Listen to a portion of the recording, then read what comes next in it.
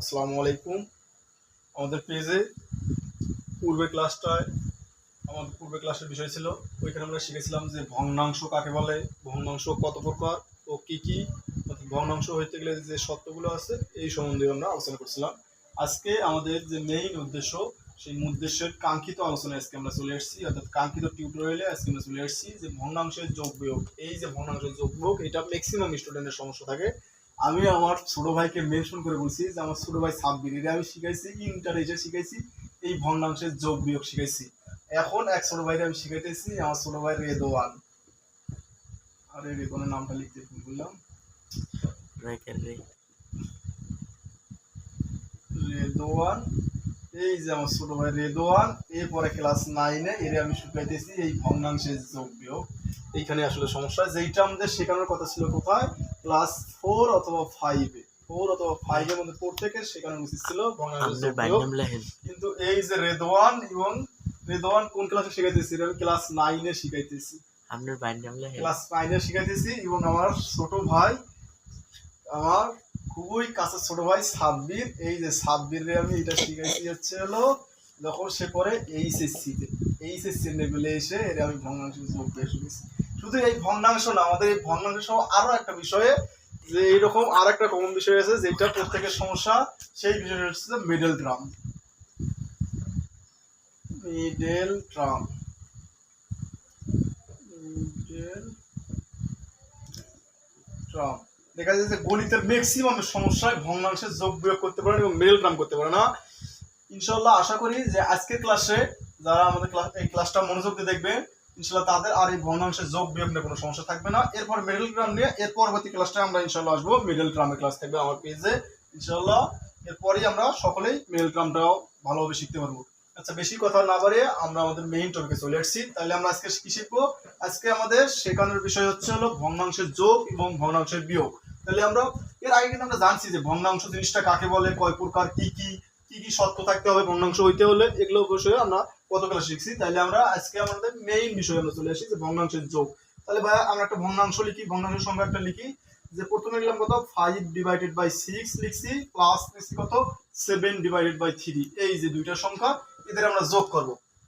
তাহলে ভাই ভগ্নাংশের যোগ করতে হলে আমাদের কিছু জিনিস ফলো করতে হবে অথবা কিছু পদ্ধতি অবলম্বন করতে হবে। ফার্স্ট পদ্ধতি আমাদের কি, যে প্রথমে আমাদের যে ভগ্নাংশ থাকবে, তাহলে কোনটা কোনটা ভগ্নাংশ, এইটা একটা ভগ্নাংশ 5/6 একটা ভগ্নাংশ, আর একটা কি ভগ্নাংশ 7/3।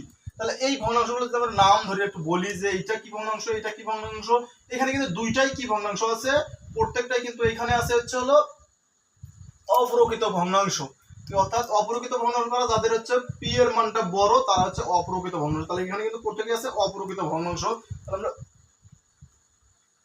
ভুল বললাম না, ঠিক বলছি, হ্যাঁ অপ্রকৃত ভগ্নাংশ দুইটা কিন্তু না, এখানে দুইটা আলাদা আছে। তাহলে এইটা কি, এটা হচ্ছে অপ্রকৃত ভগ্নাংশ, এইটা কি, এইটা না, এটা অপ্রকৃত না, এটা হচ্ছে যে প্রকৃত ভগ্নাংশ, যেটাতে হর বড়, এই যে হর বড় এটা হচ্ছে প্রকৃত ভগ্নাংশ, আর এটাতে হর ছোট এটা হচ্ছে অপ্রকৃত ভগ্নাংশ। তাহলে প্রকৃত ও অপ্রকৃত এটা আমাদের গত ক্লাসের বিষয় ছিল। তাহলে তোমাদের যাদের সমস্যা আছে প্রকৃত ভগ্নাংশ অপ্রকৃত ভগ্নাংশ, তোমরা একটু দয়া করে আমার পূর্বের ক্লাসটা, পূর্বের টিউটোরিয়ালটা একটু দেখবো। তাহলে ভাই দেখি যে এইখানে আমাদের কিছু পদ্ধতি অবলম্বন করতে হবে। ফার্স্ট পদ্ধতি কি করতে হবে আমাদের, যে এই যে দুইটা ভগ্নাংশ, এখানে দুইটা না, এখানে আমাদের অসংখ্য ভগ্নাংশ থাকতে পারে, আরো থাকতে পারে, যে এখানে বাইরে আরো থাকতে পারে, কিছু থাকতে পারে। কিন্তু এখানে আমাদের কি করতে হবে, যে ভগ্নাংশ যেই করে থাকে আমাদের প্রত্যেকটা ভগ্নাংশের হরগুলো আমাদের লসাগু করতে হবে। ফার্স্ট সত্য কি অথবা ফার্স্ট পদ্ধতি কি, হরের লসাগু করতে হবে, হরের লসাগু করতে হবে, লসাগু করতে হবে। এরপরে কি করতে হবে, তাহলে প্রথম আমাদের কাজ কি, প্রথম কাজ হচ্ছে হলো হরগুলোর লসাগু করতে হবে, হরের লসাগু অর্থাৎ হরগুলোর লসাগু করতে হবে। এরপরে সেকেন্ড কাজ আমাদের কি করতে হবে, সেকেন্ড আমাদের কাজ করতে হবে এই যে আমরা লসাগুর প্রাপ্ত মানকে প্রত্যেক হরকে প্রত্যেকের হর দ্বারা ভাগ করতে হবে। তাহলে দ্বিতীয় কাজ কি, লসাগুর প্রাপ্ত মানকে, লসাগুর প্রাপ্ত মানকে প্রত্যেকের, একদম ভালোভাবে দেখা যায় তো, হ্যাঁ হ্যাঁ, প্রত্যেকের হর দ্বারা ভাগ করতে হবে, হর দ্বারা ভাগ করতে হবে। ওকে ওর বললে এই তো চলে এসছে আমার সুযোগ্য পুত্র, আদরের সন্তান। আসলে তোমার একটু আদর করি, এরপরে আমি আবার পরবর্তী ক্লাস শুরু করছি। এই যে আমার সুযোগ্য পুত্র ল্যাংটা বাবু, এই যে ল্যাংটা বাবুকে নিয়ে আমি আমার ক্লাস এখন চালিয়ে যাবো ইনশাআল্লাহ।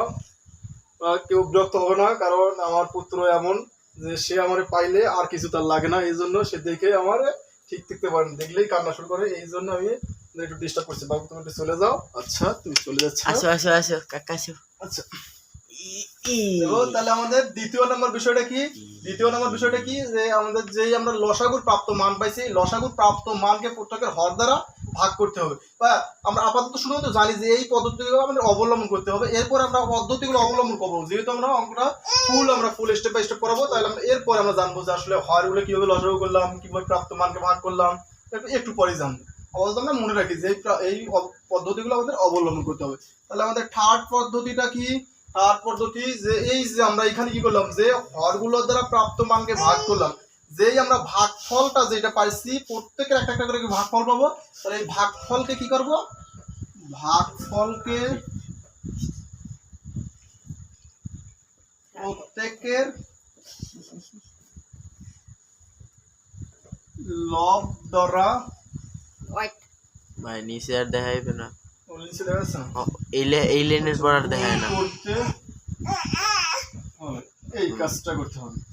তাহলে মোটামুটি এই তিনটা পদ্ধতি অবলম্বন করলে আমাদের এই যে ভগ্নাংশের যে যোগ বিয়োগ আছে, তাহলে এই ভগ্নাংশের যোগ বিয়োগটা আমরা করতে পারি। আচ্ছা প্রথম নাম্বার পদ্ধতি কি? প্রথম নাম্বারটা হচ্ছে হলো হরগুলো লসাগু করতে হবে। সেকেন্ড নাম্বার হচ্ছে কি? লসাগুর প্রাপ্ত মানকে প্রত্যেকের লব দ্বারা প্রত্যেকের হর দ্বারা এখানে ভুল লিখছি, প্রত্যেকের হর দ্বারা ভাগ করতে হবে। এরপরে থার্ড নাম্বার পদ্ধতিটা কি? ভাগফলকে, অর্থাৎ যে আমরা ভাগফল পাইলাম এখানে ভাগ করার পর 2 নম্বরে যে ভাগফল পাইছি, এই ভাগফলকে প্রত্যেকের লব দ্বারা গুণ করতে হবে। যাদের আমরা একবারে বেশি সমস্যা, তোমরা কি করবা, এই তিনটা পদ্ধতি একটু লিখে রাখবা, বুঝছো?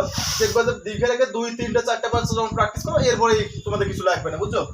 আচ্ছা তাইলে আমরা একটু দেখি যে প্রথম নাম্বার পদ্ধতিটা আমাদের কি করতে হবে। এখন এই পাশে কি দেখা যায়? এই সাইডটা দেখা যায়? এইখানে দেখাইতেছি এই যে আমরা এই পাশে যে পদ্ধতি আমাদের ছিল, তাহলে প্রথম নাম্বারটা আমাদের কি ছিল, যে হরের লসাগু করতে হবে। হরের লসাগু বলতে এইখানে আমাদের যেই ভগ্নাংশগুলো যে প্রত্যেকের যে হর আছে, প্রত্যেকের হরগুলোকে লসাগু করতে হবে। তাহলে ভাই দেখো এখানে হর আছে আমাদের কয়টা? হর আছে 2টা, এইটা একটা হর আর এইটা একটা হর। তাহলে এই হর দুটাকে আমাদের কি করতে হবে? লসাগু করতে হবে। যদি আমরা হরের লসাগু করি 6 আর কত 3, তাহলে কত দ্বারা লসাগু করবো? লসাগু সত্য কি? প্রথমে আমরা দেখবো 2 দ্বারা দেবো। তাহলে দেখো ভাই প্রত্যেকে কি 2 দ্বারা যায়? 2 দ্বারা যায় না। এই 6 কে যদি যায় তাহলে 3 কে যাচ্ছে না, তাহলে আমাদের 2 দ্বারা হবে না। তাহলে আমরা কি করবো? এটাকে 3 দ্বারা দিয়ে দেবো, সরাসরি 3 দ্বারা দিলাম। 3 দ্বারা কত যায়? 6 এর মধ্যে 3 × 6